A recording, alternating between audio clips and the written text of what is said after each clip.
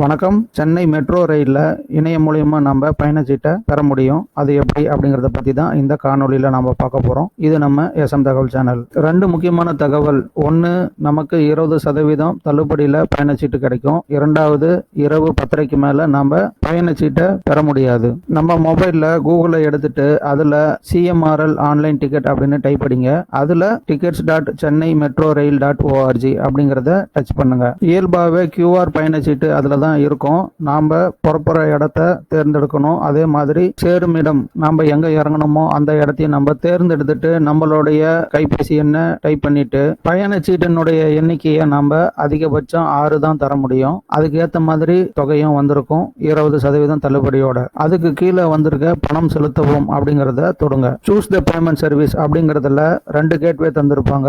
ஒன்னு பில்க் டெஸ்க், இன்னொன்னு pay you. உங்களுக்கு விருப்பமானதை தேர்ந்தெடுத்துட்டு ப்ரொசீட் டு பே அப்படிங்கிறத தொடுங்க. அடுத்த பக்கத்துல UPI அப்படிங்கறத தொடுங்க. பே பை எனி UPI ஆப் அப்படிங்கறத தொடுங்க.